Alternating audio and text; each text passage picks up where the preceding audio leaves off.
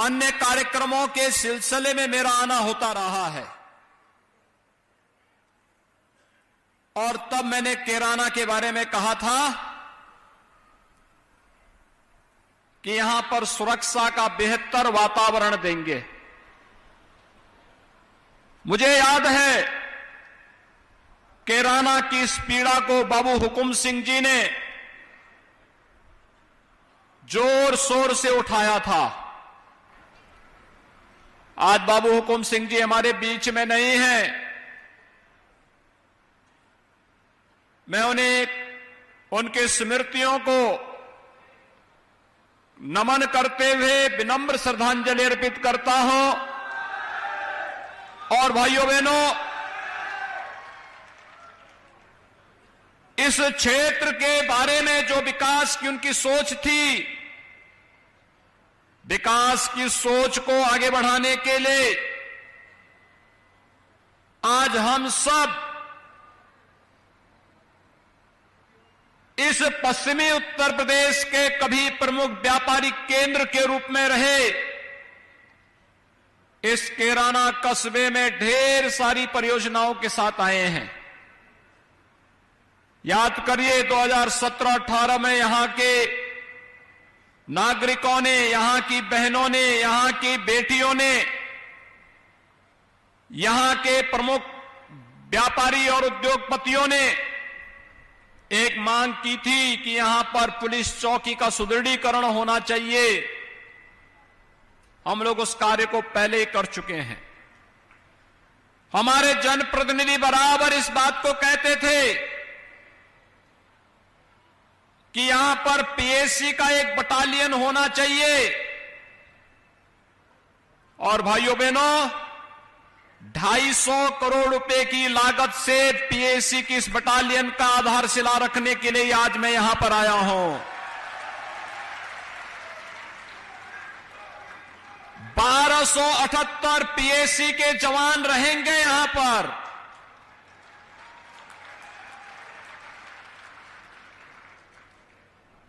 ये पीएससी का एक बटालियन, कैंप छोटा होता है, बटालियन बड़ी होती है।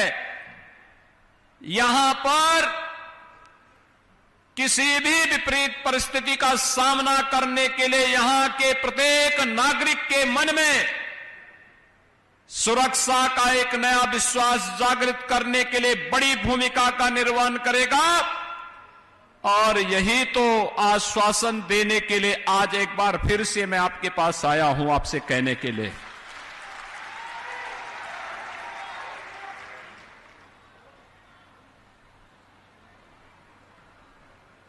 मुजफ्फरनगर का दंगा रहा हो या फिर कैराना का पलायन, ये हमारे लिए राजनीतिक मुद्दा नहीं, बल्कि प्रदेश और देश के आन मान और शान पर आने वाली आंच का मुद्दा रहा है।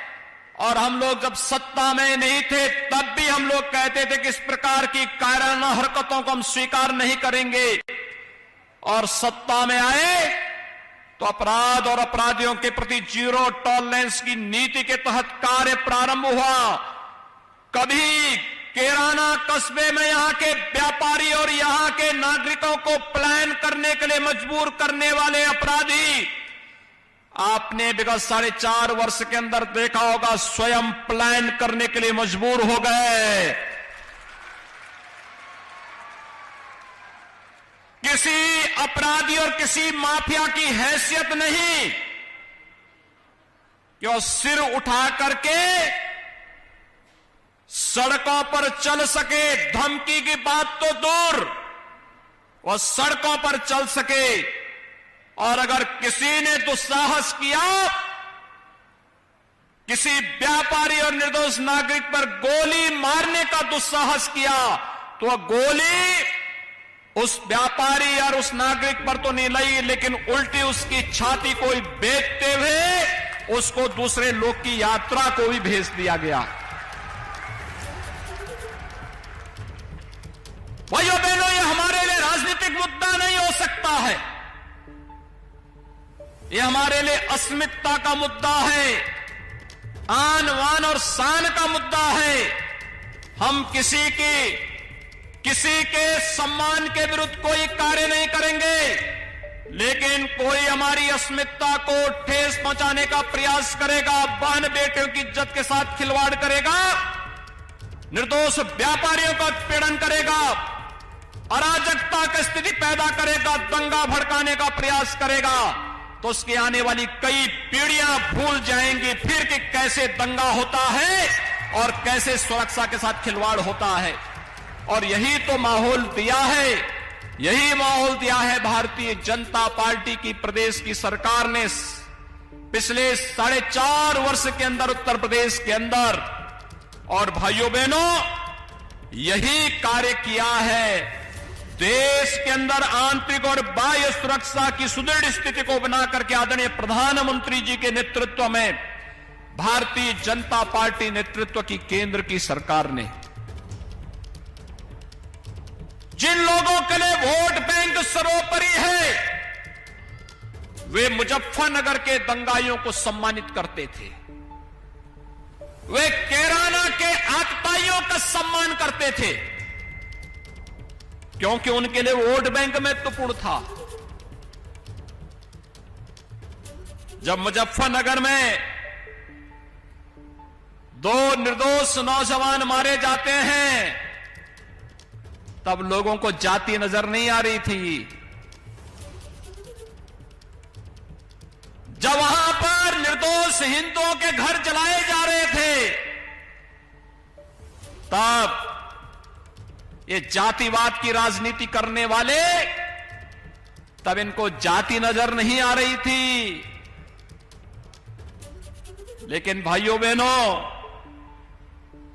ये धर्म चक्र है, इसी के लिए कहा गया है धर्म चक्र प्रवर्तनाय की बात इसीलिए कही गई है। ये चक्र तो धर्म का घूमता है, ये चक्र ऐसा मोदी जी ने घुमा दिया है, जो लोग कल तक मंदिर जाने में संकोच करते थे, आज उनका टीका इतना बड़ा लगता है, तिलक इतना बड़ा लगाते हैं कि जैसे यही सबसे बड़े हिंदू हैं।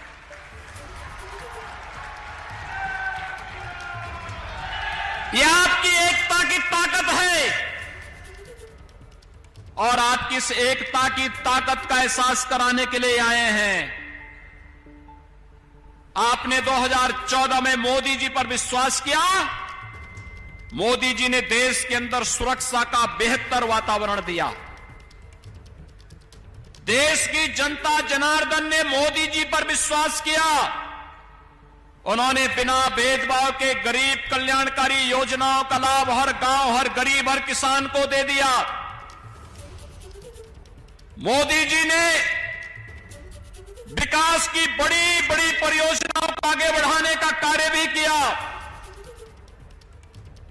बिना भेदभाव के सबका साथ, सबके विकास की भावना को आगे बढ़ाने का कार्य किया। आपने 2017 में मोदी जी के आह्वान पर भारतीय जनता पार्टी को वोट दिया। प्रदेश के अंदर सरकार ने 4.5 वर्ष में सरकार कैसे चलनी चाहिए,